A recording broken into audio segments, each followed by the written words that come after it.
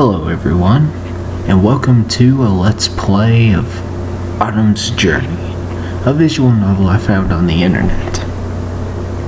I'm gonna start it now. Chapter 1, The End of Summer. That's some nice music. I tell you what. Sunlight filtered through the airy birch forest as the lush ferns grazed my boots. I momentarily shielded my eyes before I turned north, treading carefully. The muggy atmosphere that had hung over the past few months was now being replaced by the subtle crispness of fall. Though the trees were still vibrantly green, apple picking season was fast approaching for the town of Barry. I cheerfully stretched one arm towards the sky, inhaling deeply. And thus, my weekly scouting for monsters, bandits, or anything out of the ordinary that may harm local citizens is over. Oh, voice acting. Nice. And that concludes my mission. I laughed. Wonder why I announced my agenda to no one. I guess I always just wanted to say that out loud. Okay. Walking around alone does prompt you into monologuing just so you can hear your voice. I just wish I wasn't restricted to freelance work in Barry, though. How long is my training going to last? I'm more than ready for knighthood. I can do this. I adjusted my sword belt, making sure the hilt could be pulled out at a moment's notice. Humming, I decided to meander back to the village by following the thin river down the gentle slope. I loved the terrain here. There was always an inclination, and higher up I could get a breathtaking panorama of Barry and its endless orchards. Especially in autumn, when the leaves were so vibrantly red that the entire forest seemed to ignite, and the smell of frost and fallen foliage lingered welcomingly. It was then I spotted something entirely out of the ordinary near the riverbank, leaning against a tree. Birch trees were not exactly comfortable resting spots, and I did not recognize the stranger's attire. Hello? Are you a traveler? His face came into view, and I realized he was sleeping, but that's not what caught me off guard. He had beautiful protrusions resembling shale shards jutting out of his long hair right where someone's ears should be, or was it a decoration covering his ears? I suddenly wanted to touch them, but I resisted. If he woke up in an untimely manner, it would be awkward to explain. At first I was about to leave, but then I noticed something else rather odd. I saw no bag, no possessions, or anything else on him. This place was too far away from civilization for a simple afternoon stroll. Was he mugged? And if he had been in Barry previously, I would have known it was that small of a town. Curiosity won me over. Hello? I grabbed his shoulder and gave it a gentle shake, finding his lack of response unnerving. I hovered a hand in front of his nose. Sure enough, he was breathing, and I did not see any injuries that suggested he was knocked unconscious. After more feeble attempts to wake him, I decided to improvise a camp. I did not want to leave him unattended, and I knew I wouldn't drag his body very far. Couldn't. Tossing down my bag, I went to work.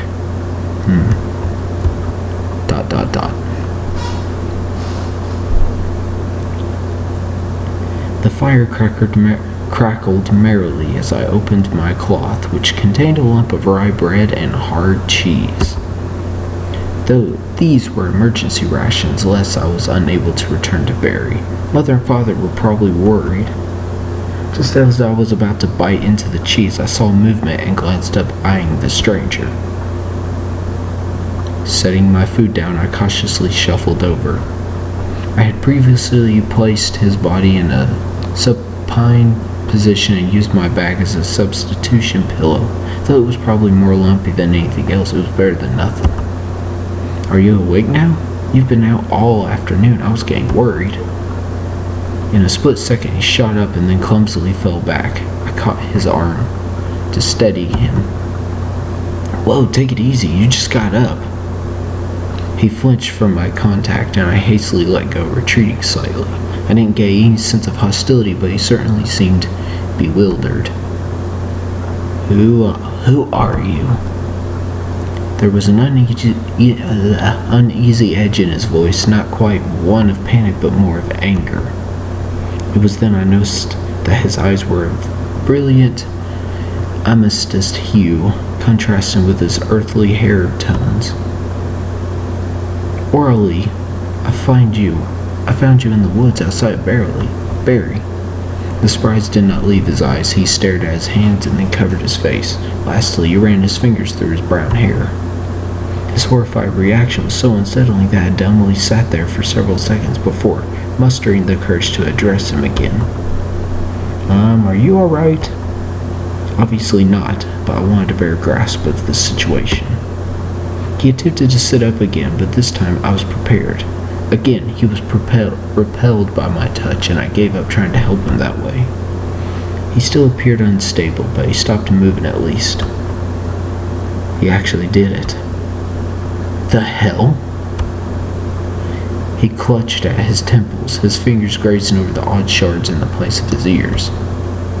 He wobbled as he tried to stand, and I impatiently rushed to his side. Stop it. You obviously can't move in your condition, so you might as well sit down and clear your head. What is going on? Who are you and what are you doing here? He looked at me as if he was registering me for the first time since asking who I was. Everything about him screamed overwhelmed, and he simply gritted his teeth in frustration. Ask if he's hungry. I decided to find another angle to help him open up. I did not consider myself intimidated, but it was possible he had no desire to answer anything. Are you hungry? I softened my voice and returned to my spot by the fire. I grabbed the cloth and genuinely offered him the rye bread and cheese. He only arched an eyebrow in disgust. What is that? It's food. You chew it. I ripped off a piece of the dark bread and demonstrated, humming delightedly to show that it was edible. He scoffed and averted his eyes. I don't want it. It looks revolting. Sorry, my peasant food does not please my lord's tastes. Ugh. His attitude was rubbing off on me.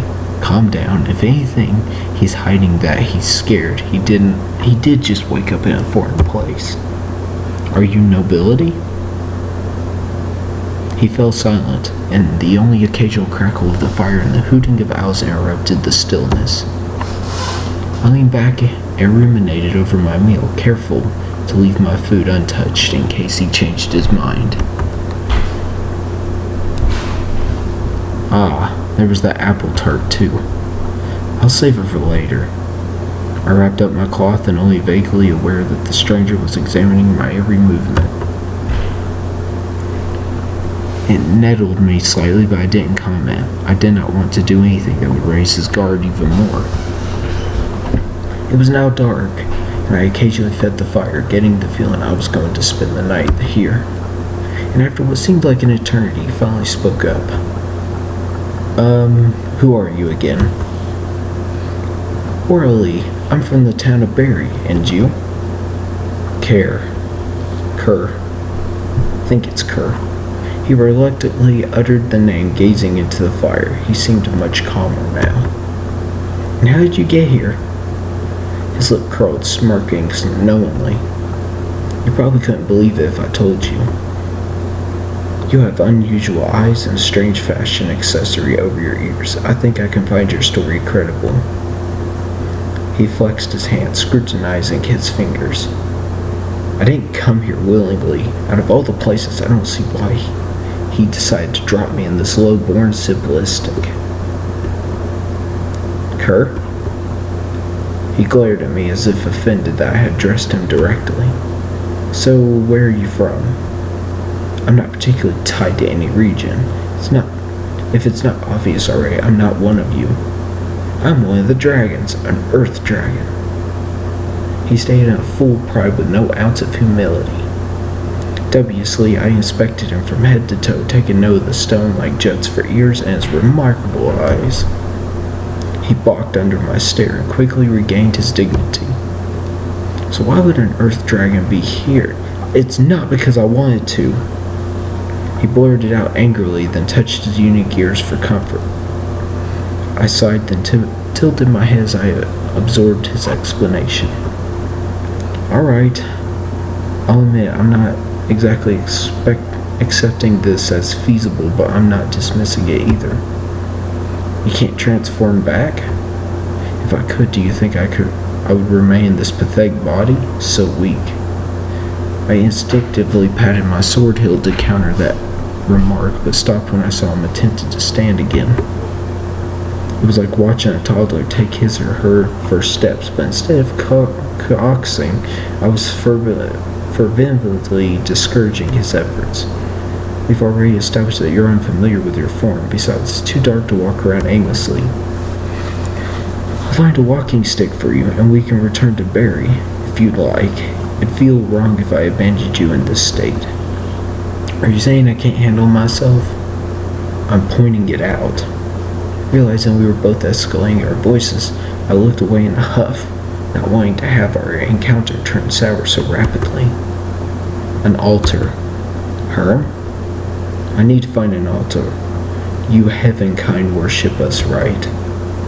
Well, yeah, I mean, the dragonkind were here first, so it's only natural we pay our respects. I admit I thought dragons were more divine and inapproachable. Kerr was definitely giving me a different impression. I barely knew anything about the dragonkind, though. They focused on their own affairs. You will take me there. It was a paying statement, not a suggestion or a plea. Why an altar? They're all heavenkind made. How would it help you? He parried my questioning expectorantly. It doesn't matter. Do you know where one is? Yeah. There's one not far from here. There's a cave that leads to it. Good. We should go there this instant. He obstinately tried to stand up again, but I lunged forward and firmly sat him back down. He glared at me in disbelief, but my will was as stubborn as his. Morning. We will do this in the morning. Get some sleep and I'll find an ideal walking stick. I don't think you'll master bipedalism without some assistance, especially not in a day. And it'll be difficult if I have to physically support you the whole way there. So, just take it easy tonight. I'll even watch you while you sleep. He fell silent and gave a reluctant nod, closing his eyes warily. I sighed gratefully, feeling moderately triumphed over that battle of pigheadedness. While Kerr grumbled, I leaned over and pulled a small blanket out of my bag. The temperature was still pleasant even at night, but it could cool rapidly, especially since it was the end of summer. After returning items to my bag, I reshaped it so it was a passable pillow again and offered it to Kerr, who seemed puzzled by its purpose. Believe me, you'll need something comfortable or you'll have trouble sleeping. Worse, you'll wake up with a sore back and getting to the altar will be even more troublesome. You already slept on it once. I think you can figure out how to support your head with it again. I laughed sheepishly at my own stab at lightening the mood, but I could tell it wasn't working for Kerr. Disgruntled, he lay down on his side and experimented with a few positions before resting his head in satisfaction. At first he refused to use the blanket, but as the temperature dropped, he discreetly pulled it toward him while he thought I wouldn't notice. Probably to hide his expression, he rolled over so his back was to me and the campfire.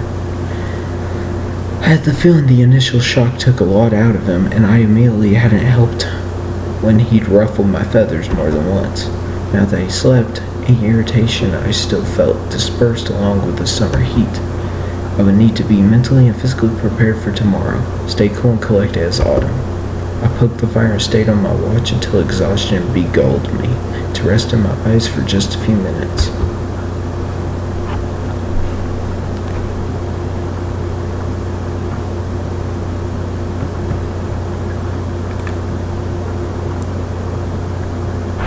Alright, I'm gonna go ahead and stop it right here. Thank you guys for watching. Hope you enjoyed it.